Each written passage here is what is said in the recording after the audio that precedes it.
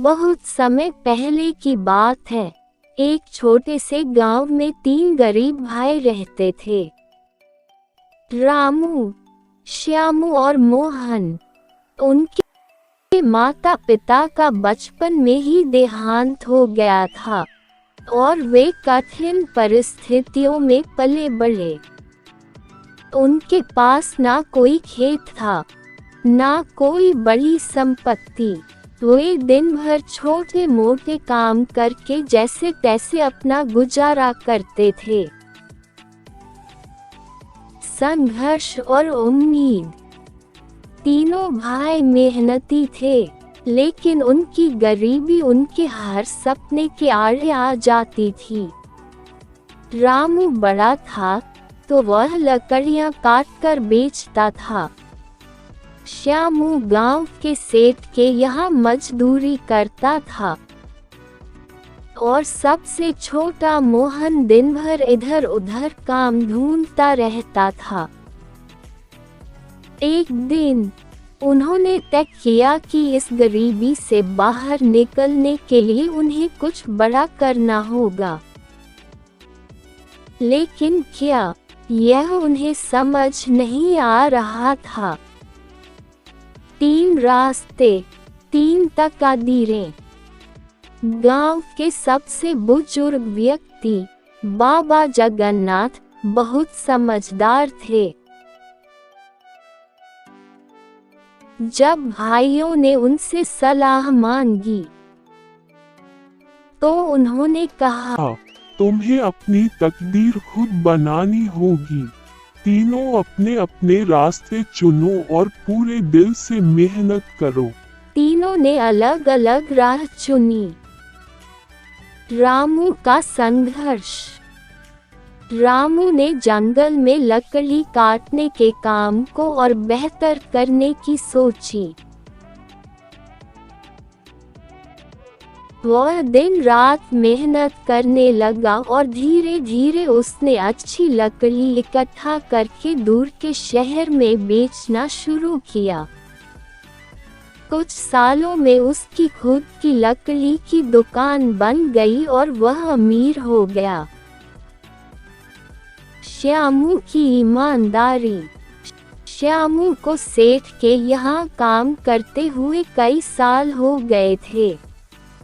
वह ईमानदारी और मेहनत से अपना काम करता रहा। एक दिन सेठ बहुत बीमार पड़ा और उसके पास देखने वाला कोई नहीं था। श्यामू ने उसकी बहुत सेवा की। जब सेठ ठीक हुआ तो उसकी ईमानदारी से खुश होकर उसने अपनी आधी दुकान श्यामू को दे दी। अब श्यामू भी अपने कारोबार का मालिक बन गया। मोहन की चतुराई। मोहन को पढ़ाई का बहुत शौक था, लेकिन गरीबी के कारण वह पढ़ नहीं सका था। उसने एक उपाय निकाला। वह गांव के विद्वान लोगों के पास बैठकर ज्ञान अर्जित करने लगा। धीरे धीरे उसकी बुद्धिमानी बढ़ती गई। एक दिन राजा के दरबार में एक कठिन समस्या आई, जिसे कोई हल नहीं कर पाया। मोहन ने अपनी चतुराई से उसका हल निकाल दिया। राजा उसकी बुद्धिमत्ता से प्रभावित हुआ और उसे अपने दरबार में मंत्री बना लिया। अंत भला तो सब भला। कुछ सालों बाद तीनों भाई फिर से अपने गांव लौटे। अब वे गरीब नहीं थे। उन्होंने अपने अनुभव साझा किए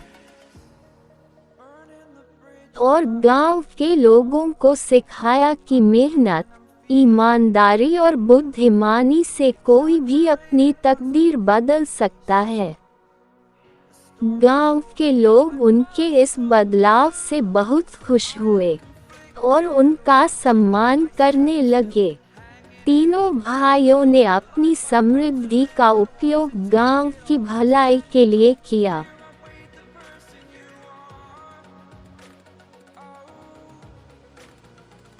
उन्होंने एक स्कूल, एक अस्पताल और एक बड़ा बाजार बनवाया, जिससे गांव के लोग भी आगे बढ़ सकें। इस तरह तीनों गरीब भाइयों ने न केवल अपनी तकदीर बदली, बल्कि पूरे गांव की किस्मत बदल दी। शिक्षा।